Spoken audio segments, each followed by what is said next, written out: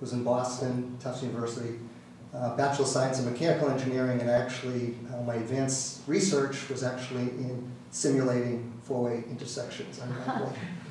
I actually spent quite a bit of time out in those days. Kids didn't ever hear of a programming language called Fortran. That was an old-time programming language from the 70s. Not COBOL, huh? I actually did learn a little bit of it, but that was more for mainframe access. But in any case, I did a lot of work, and I ended up spending a fair bit of time because I was working my undergrad at the city of Boston. And what we found back then was there was enormous savings to be made if you could decrease the queue length. So it's all about the length of the queue. And what we're focused on back then is how do you time the red lights, yellow lights, and green lights based on the speed of oncoming traffic, how much traffic is in the intersection, whether you're going to take lefts and rights, and so forth. The bottom line, though, is that the cities widely recognize the need for minimizing queue length and the cost to society of doing so. I spent 40 years in Boston before moving here 15 years ago, so you can figure out the math there. I became an avid cyclist. I cycle on average about 3,000 miles a year, sometimes 5,000 to 6,000 miles a year. I have spent more than 1,000 miles on Cape Cod going through roundabouts. So I'm going to have a balanced view here. First of all, I want to really thank Gary for the background research. I mean, sitting there and counting cars and timing them and so forth, you know, obviously not getting paid for doing so. I think it's terrific analysis.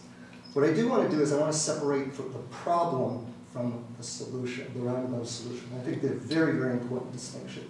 I think it's pretty clear if we go ahead with a more formal study, we'll determine what the problem is. You know, in fact, Gary uses the number of $20 an hour. I bet the number is probably 3x, 4x in this area. You take those numbers, multiply it by 4 or 5 is probably what our real costs are. And even if you remove the time value of people's time, and you just look at the environmental effect, it's the right thing to do for as many people have echoed for society, for our kids long term. However, from personal experience, and this isn't scientific, I can tell you riding a bicycle through an intersection is significantly more dangerous than a four-lane intersection. And the reason is very simple. If you know you're going to have to come to a stoplight, as a driver, you're going to come to a stop most of the time and look around before you proceed. As a driver, knowing that you possibly can go through anywhere from, if you take that intersection, anywhere from 10 miles an hour to 30 miles an hour, and God forbid any faster, you worry about cars coming. You less see bicycles as they're charging through. So one of the things that I think was missing, and this is why problem versus solution, is not just counting cars, but counting how many bicycles. I mean, I can tell you, because I ride many, many, many miles, the hills up here all around the Bay Area, the number of cyclists that go through Atherton Ave, whether they're going to Redwood City, going to climb Kings Mountain Road, Kenyatta Road, and so forth, is a huge number. I don't know whether it's 25% of the number of cars, but take a weekend day, for example, it's a pretty big number.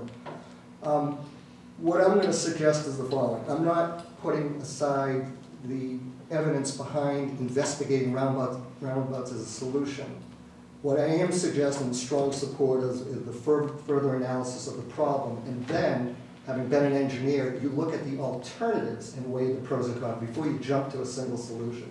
I just raised bicycles as a potential, and I seriously think that should be part of the analysis, not just how much time people have to wait in cars, but have to look at safety. Pedestrians was mentioned there, bicycles was not. If you look at the locations around the world where they really have solved the bicycle problem, it's by taking land, significant amount of land as parallel pathways with pedestrians that cross over, in a space there. And we're talking, if you had acquired the 4 pieces of property there, you're probably talking $15 to $20 million to do a quote-unquote proper job. I don't know what the real number is. All I'm suggesting is that we authorize the full analysis and then look at, I'll give you one possible solution, just as an alternative, I'm not even suggesting this, is timed traffic lights, right? I know that they may be more costly than a really low cost roundabout solution, but for example, and again, I'm not suggesting this would be part of the analysis of the alternatives, they can measure when cars come to an intersection.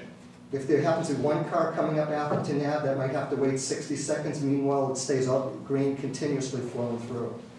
The advancements in sensors today, in terms of monitoring on traffic, is huge. The cost of that technology has dramatically dropped. So, in conclusion, I really want to thank Gary for the analysis. I think the problem he's defined is a real problem. I think we should take it seriously. I think we should go forward with a study. But before concluding that the roundabout's the right answer, I think we should investigate what the alternatives are against all the different criteria. Thank you. Are there any other public comments? Gentleman in the back here. Hi, my name is Rajiv Madhwik. I'm actually in the corner lot of Alameda Dulles, Pulgas, and Atherton Avenue. So I have the two plots there, 297 and 225. Right at the edge of it, every time I pull out, especially when I come out on the 225 Alameda side of my exit, at peak times the traffic is horrible.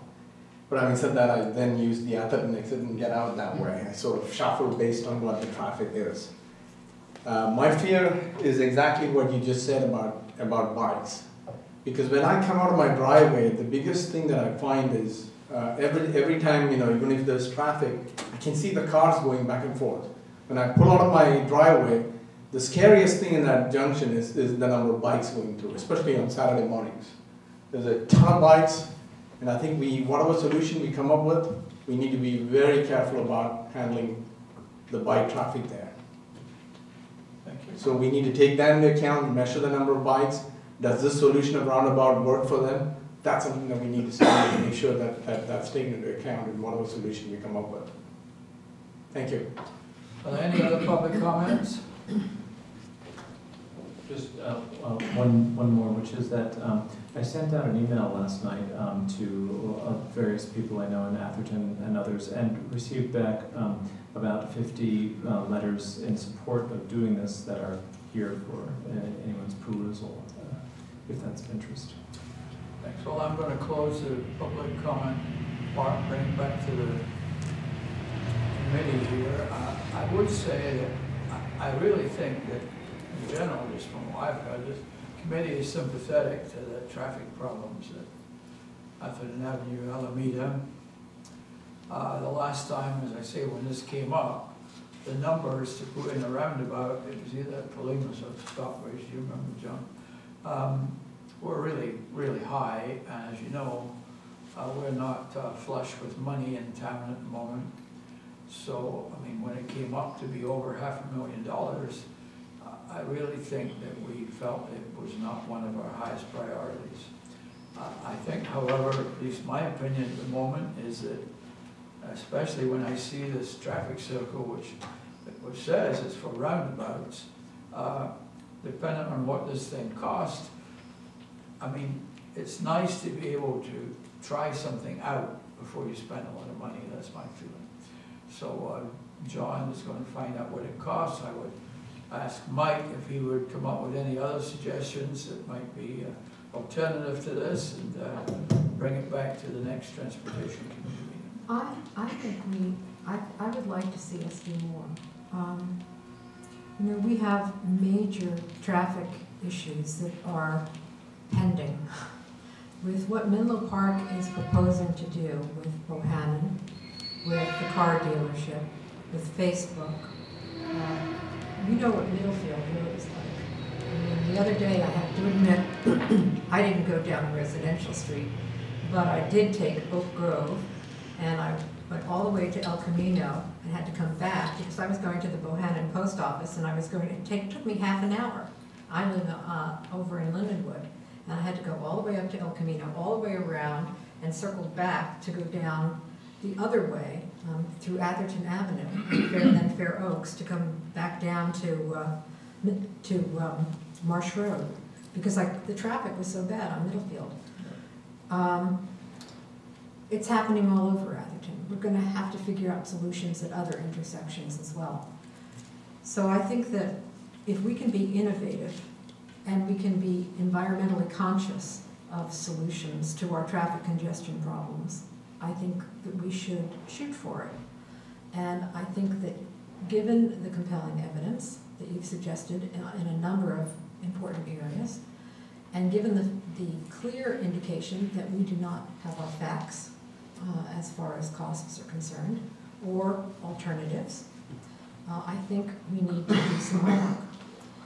And I would think it would be reasonable to have an RFP prepared for solicitation of bids, to hire a consultant to study what the desirability, the cost, and the feasibility would be, to have a roundabout, as well as what other traffic congestion relief alternatives might be favorable at that intersection, particularly with a view to studying the safety issues for pedestrians and bicyclists at Alameda and Atherton Avenue.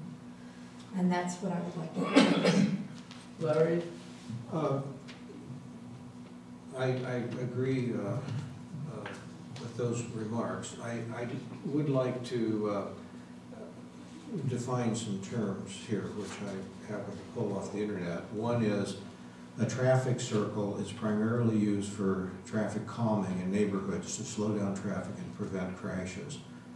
Rotaries are very large, fast, high-speed circular things like you see in Paris and in London, and I would say also up at Truckee where they've put in those new ones.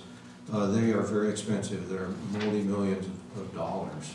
Even some of them are tens of millions of dollars to put in. Roundabouts are much smaller than rotaries, and they contain facilities for bicycles and pedestrians. Vehicles in the circle have right-of-way over vehicles entering speeds around 15 miles per hour. There is huge potential for replacing or complementing signals with modern roundabouts. I don't think this traffic circle you're talking about is going to allow vehicles coming from 4 different directions to properly merge. I really think you have to do as was suggested. You have to design the pavement so that our people are channeled in and out of the roundabout in a safe fashion. But I did see some statistics, by the way, that in all the cases where they've put in roundabouts, the bicycle accidents and pedestrian accidents have been significantly reduced. And there are statistics on the internet that support that it really makes it safer for everybody. But with that being said, I would think a study would be appropriate, and it would be appropriate to try to find some people who have experience with installing roundabouts, knowing how much they cost, knowing how they're designed, to look at our specific problem. I would very much be in favor, if it's feasible, to do it at this intersection. We have public interest, and it could be kind of a demonstration of what might be possible other places, not only in Atherton, but in the Bay Area. John? I agree with what Kathy said earlier regarding this issue, and the same with Mr. Sweeney. Okay, well, I guess at the moment, Councilmember McKeithen has suggested that might you prepare an RFP and see if we can get somebody to look at this. Hopefully, not going to cost us too much. So if we are agreed on that, I think we need a motion to. I think what we have to do is make, what my suggestion would have to be is that we make a recommendation to council that an RFP be prepared to do what I suggested. Okay. And the council would have to approve it. So I'll second that. Are we in favor? Okay. Next item on the agenda, 6.2, is a discussion of possible action. Thank you. And thank you all of you who took the time to come tonight.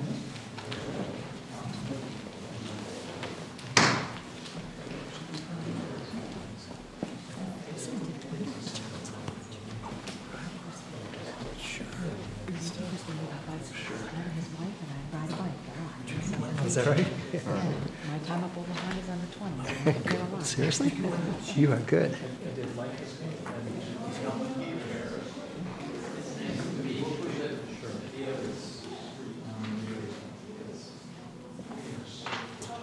So the next item on the agenda is item 6.2, discussion and possible action to consider installation of a traffic signal at the intersection of Alameda de los Pobres and Camino El Lago in front of Las Lomitas Elementary School. Who is here to talk about it? Actually, Councilmember Dottie, I did speak with Christy Goff earlier today, and regretfully she wasn't able to attend the meeting tonight. This is something that was agendaed at last month's meeting, or the last meeting, and the direction to staff was to go out and meet with the school to get an understanding of the problem. The principal of Los Lomitas School is here this evening, and maybe what I can do is just kind of report out to you what has been done since the last Transportation Committee meeting. I went out and I met with the principal, one of her staff, and Ms. Goff at the school to review what the issues were. We then spent 2 days out there observing both the morning and afternoon traffic congestion, the pickup and drop off of the kids. And as a result of that, we've come up with some observations and ideas, which I need to schedule another meeting with Ms. Sartor to review those with her. We also contacted San Mateo County because, as you know, not at this intersection, but about 200 feet south, I guess, of that intersection is a pedestrian signal. And so one of the things we wanted to do was get a history of, okay, so why was that signal placed there as opposed to this intersection? And first I spoke with town staff, Steve Towder, who in his 10 years, that signal was there, so he's not sure of the history. I contacted the San Mateo County engineer, and she's been there for about 15 years, and she wasn't familiar with the history as well. But what I guess we all kind of surmised was, what could have happened is that, it was identified that a signal was needed to assist with all the pedestrians crossing Alameda. And at the time, because that intersection is partially in the town of Atherton, partially in San Mateo County, for whatever reason, there was an agreement to put a signal there. So where we are now is based on what we saw, there's clearly a lot of congestion issues, clearly a lot of potential conflicts with a lot of pedestrian kids crossing the street with cars and buses and everything going on there. What my suggestion would be for the next steps is, number one, I need to do a follow-up meeting with the school to review some short-term, medium-term, and more longer-term potential solutions.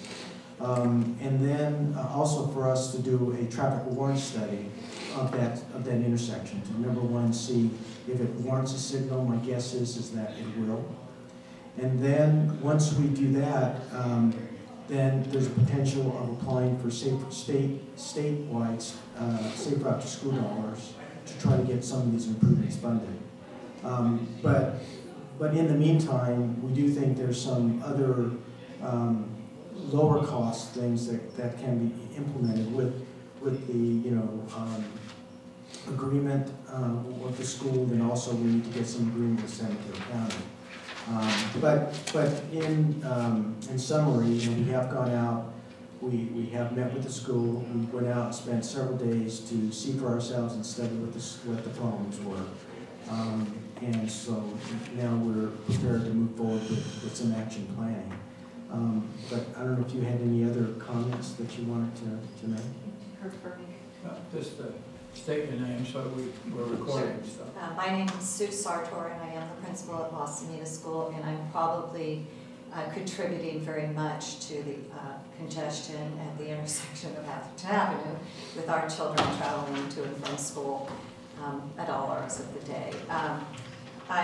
I do want to thank Mike for his very prompt response after the last meeting came out and worked with us. And I want you to know that our school has been working on safety on El Lago and on the Alameda for about 7 years now that I've been in administration. Working very closely with Duncan Jones, we successfully applied for and received 2 safe route to school grants, which have done remarkable improvements to our safe routes.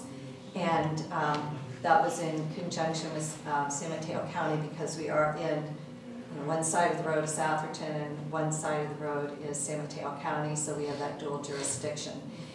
So we're making very good progress, but this intersection continues to be very, very risky for our kids. And the reason being is having the mid crossing with the light gives kind of a false sense to people on the Alameda that that's where people are going to cross. Where in essence, there are two crossings directly at the intersection of Alago and Alameda. So often I will see drivers, you know, they see the red light down there, but they don't realize someone's stepping off right in front of them. So I've had several conversations with Christy Goth, who is the parent who brought this to your attention originally, who lives right at that corner. And because they are there 24/7, they do see all hours, because it's not just school hours. As you know that on the weekends, AYSO and Little League are in full swing on our campus, so it is really a hub for the community at large. So it is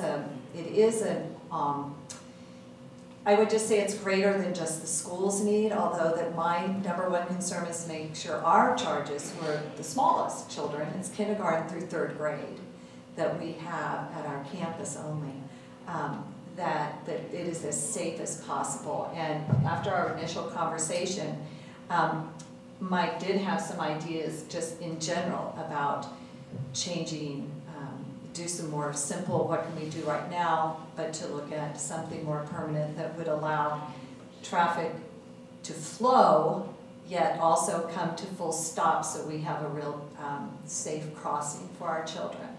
I don't know if, you know, as I was listening to the previous discussion, the chicken and the egg of it, you know, if traffic is somehow controlled at our intersection, would that improve the flow down the road at the stoplight? I don't know. But as I was sitting, I was thinking that might be something that is taken into consideration as well when looking at the roundabout situation, is doing something farther south on the Alameda, perhaps going to be alleviating, hopefully, some of that congestion by allowing traffic to flow that way. Thank you. Thank you. Any comments from the committee here? Questions, I have some questions. Do you have a school crossing guard? Yes, we do. Would you like me to stay up here so you can hear me better? Whatever is your preference. We do have a crossing guard who currently crosses our children on Alago. So they come on the sidewalk on the southeast side, and she crosses them onto our campus. But not on the Alameda? She does not cross on the Alameda. Have you ever thought of getting a school crossing guard for the Alameda? We haven't looked at that option. When the light went on with the pedestrian crossing, that was kind of the given that was the safe crossing. And then to have one person to be crossing, you know, that much distance, you know, it's a possibility, but we haven't looked at that at this point. Okay. Mike, you said that you had some short-term, medium-term, and long-term solutions that you observed and had ideas about. Could you tell us what those are? Well, and having not shared it with Sue yet, but yeah, we have some, because part of it is getting cars also in and out of the parking lot as efficiently as possible. And as Mrs. Sarda indicated, that the school has done a lot. And so, you know, they've pretty much optimized from an efficiency standpoint, you know, as much as you can do. But, you know, there's a driveway on Alameda that currently is just kind of one way out. And so what we're looking at is if you were to stripe it so that cars can both turn left and right out of that driveway. The other thing that we're looking at is the width of Alameda at that driveway, because we think there might be adequate width to actually create another right turn lane.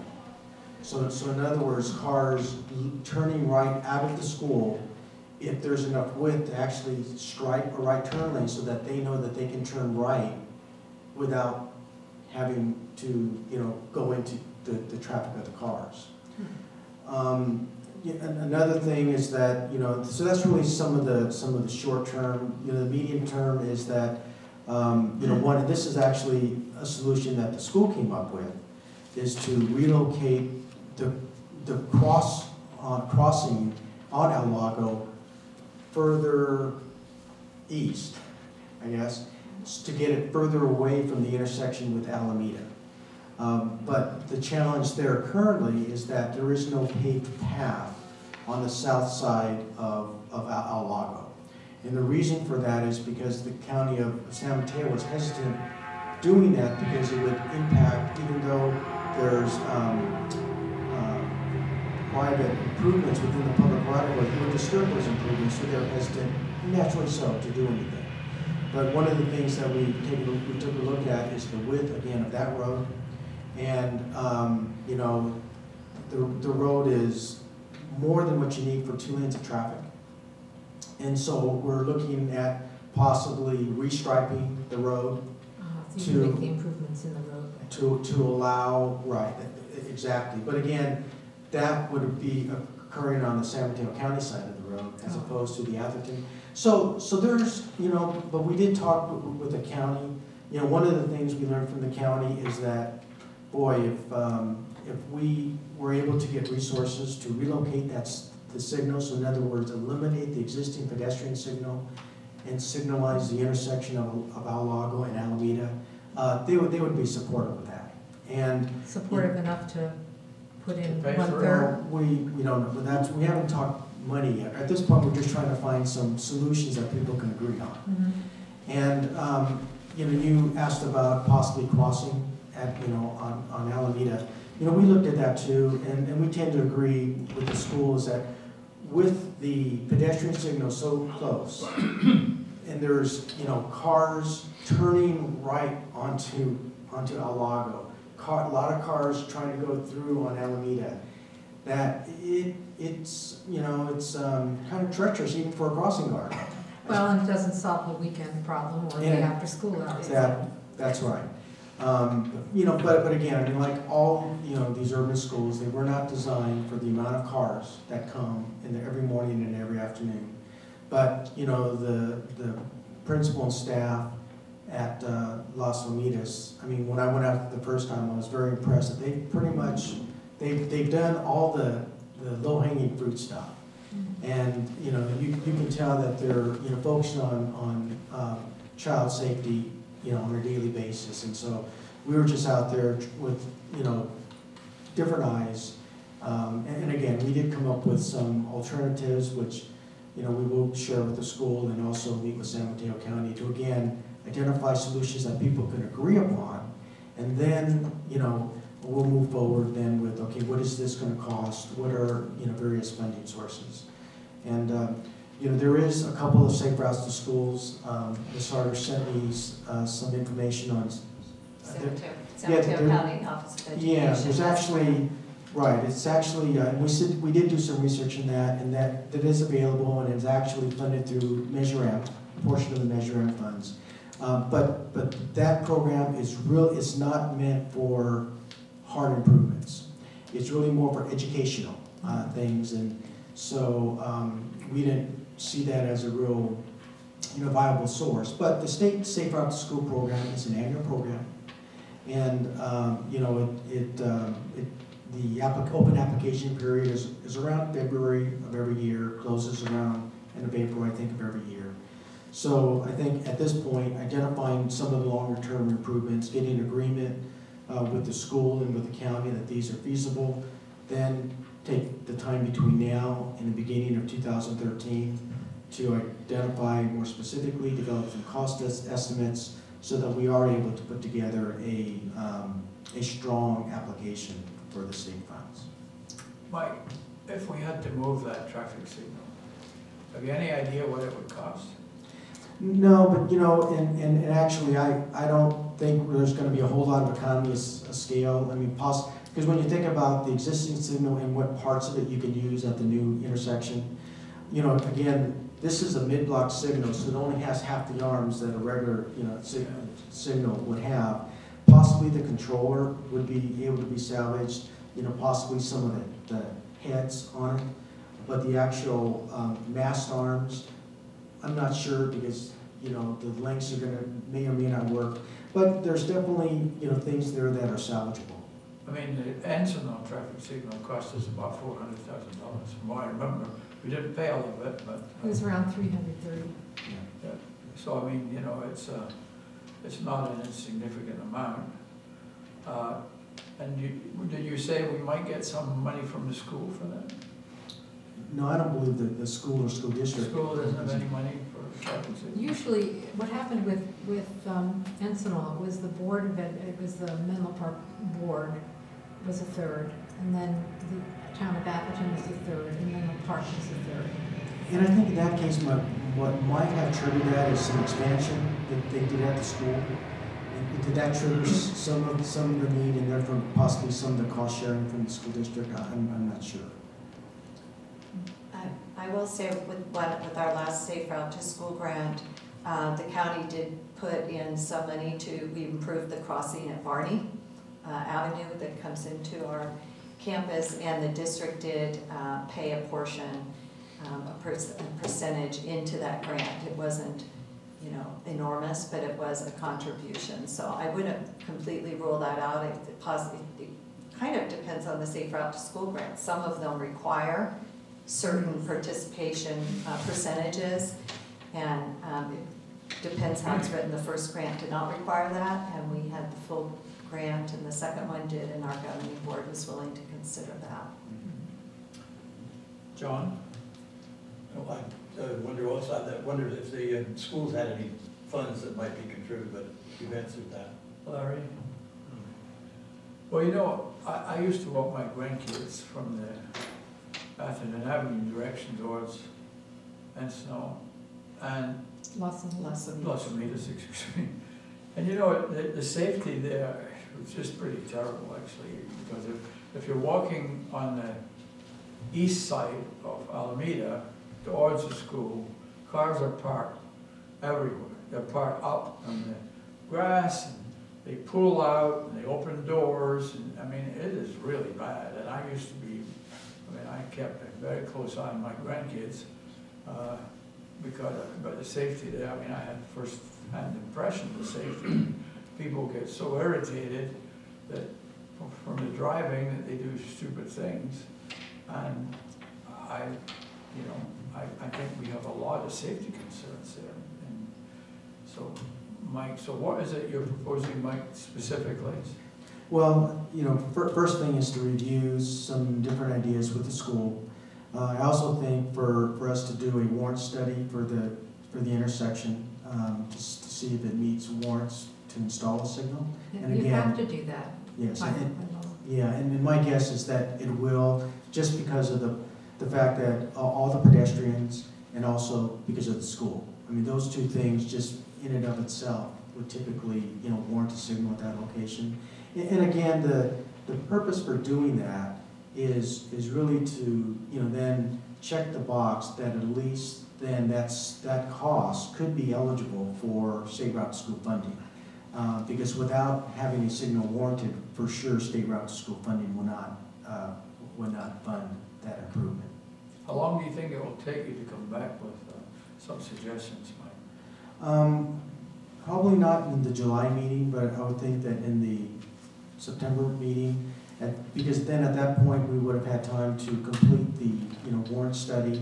We would have time to have met with the school to identify things that they can support, and also will then have an opportunity to meet with San Mateo County so that we can bring more definition to some specific improvements, as opposed to right now we went out, we acknowledged it's not good out there, and but we don't really know what the right solution is at this point. All right. Do you need council approval to do the warrant study?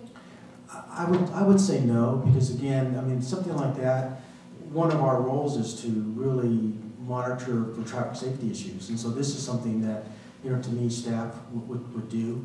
Well, then I'll make a motion that subject to you checking with Teresa and not requiring council approval, I move that you go ahead with a warrant study at that location. And you already know you're going to check with the school and with San Mateo County and report back to us by September. Second. All in favor? Aye. All right. Well, thank you.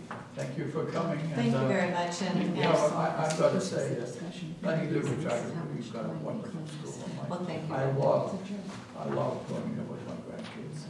And Atherton's been great, whether it's police officers with traffic control and, you know, they really do help us do the best we job with the safety. And Duncan was a wonderful partner in all of this. So I was glad to meet Mike and start on the next project. Thank you.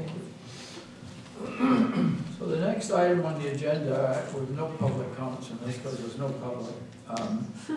The next item on the agenda is the discussion and possible action to consider a left turn lane on Encinal Avenue for eastbound traffic turning left into Encinal School. Good night. And this came up the last time, and Larry, I guess this is your item. You know, I think Mike was going to have a look at it. Okay. Yes, we did go out there, and what we did was we measured the existing street. And the existing street right now has two 12-foot lanes and two 4.5-foot bike lanes on each side. And so pretty much those max out the room that's out there. There is, and I have a photo, but for those of you familiar, you know that pretty much the trees on the south side of Encinal, pretty much at the edge of pavement. So in order to put in a left turn lane, you would need a width of at least 10 feet, preferably 11 or 12. And so we just, without a lot of removal of trees, we just don't see the